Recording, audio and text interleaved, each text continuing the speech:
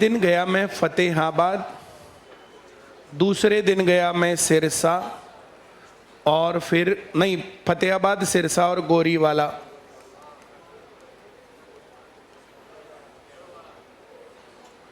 मैं 3 जगह गया। 3 जगह, अब सब लोग, वो जो इस ब्रांच वाले लोग हैं वे तो सब जानते ही हैं कि मैं तीन जगह मैं गया था उस दिन। कुछ बातें मैं बोलूंगा नहीं, तुम अपने आप ही समझ जाना।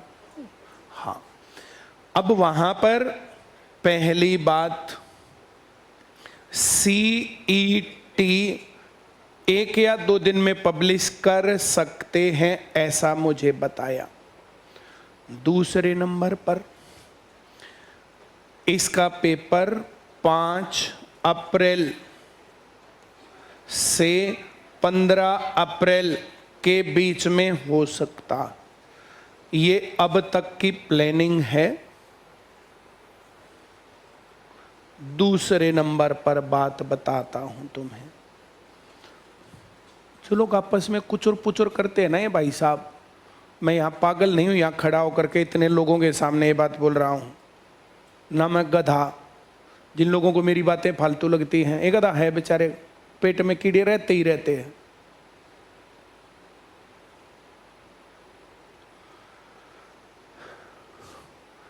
रेगुलर भर्ती कैलेंडर,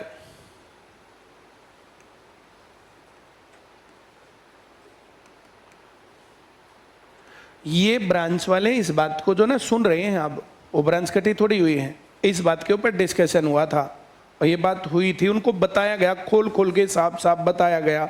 अब किसने बताया मैं बिल्कुल नहीं बोलूँ यहाँ पर। अब ये रेगुलर रिक्रूटमेंट के ऊपर कहानी है। रेगुलर रिक्रूटमेंट तो HSSC टीम और CM साहब की मीटिंग हो चुकी है और 3 आदमियों की कमेटी बन गई है। वो कमेटी इसके ऊपर जो है रिपोर्ट तैयार कर रही है। बहुत जल्दी आपको रेगुलर रिक्रूटमेंट की खबर सुनने को मिल सकती है। बात समझ में आ गई या नहीं आ गई? तीसरी बात,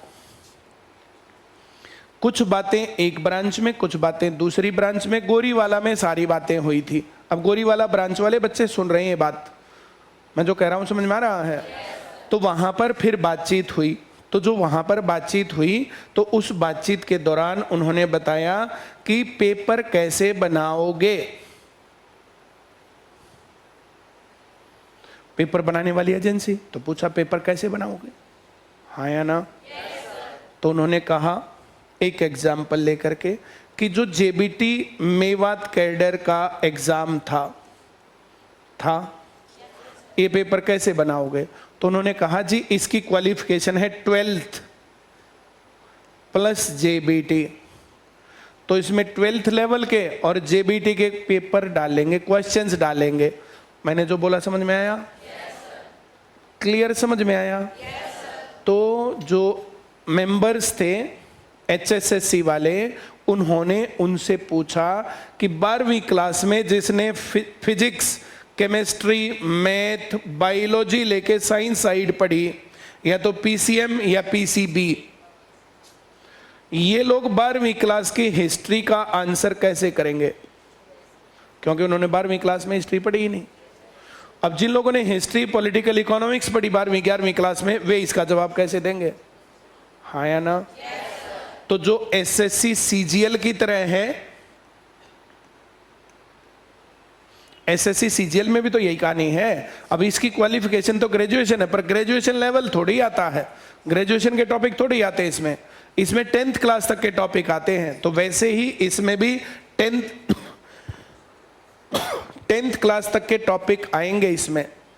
जो मैं कह रहा हूं समझ में आ रहा है?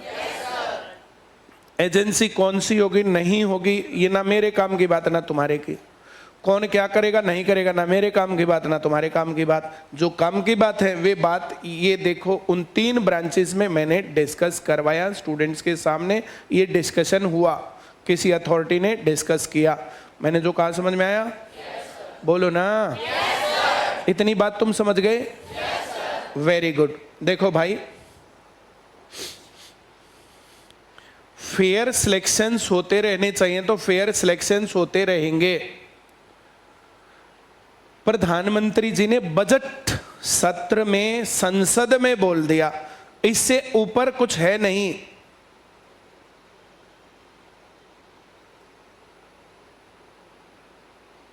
हरियाणा का जिक्र पूरे देश के चुनाव में होने लग गया, इससे ऊपर कुछ है नहीं।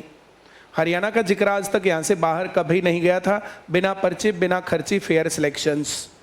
तो हरियाणा की टीम, सरकार अति उत्साहित है कि प्रधानमंत्री उनकी तारीफ लगातार कर रहे हैं। हाँ या ना? दूसरी बात, परमानेंट रिक्रूटमेंट, ये हमारी एक मांग हुआ करती थी, याद है? HKRN के तहत या किसी और मीन्स में कच्ची नौकरियां नहीं होनी चाहिए, याद है तुम्हें? सिस्टम ऐसा बनाया जा रहा है कि वहां पर भर्ती परमानेंट ही होंगी। अगले 1-2 साल के अंदर सभी पोस्ट भरी जाएंगी हरियाणा की, कोई खाली नहीं रहेगी और परमानेंट होंगी, टेम्परेरी कोई पोस्ट नहीं होगी। इस बात की अनाउंसमेंट की वहां पर क्लास में बच्चों के सामने। मैं जो कह रहा हूं समझ में आ रहा है? इस पर काम चल रहा। तीसरे नंबर पर रेगुलर रिक्रूटमेंट, तो उसकी कमेटी बन गई है, कुछ दिनों में उसकी रिपोर्ट आ जाएगी, किसी ना किसी दिन उसको अनाउंस भी करेंगे। बात मैं कह रहा हूं जो समझ में आ रही है बात?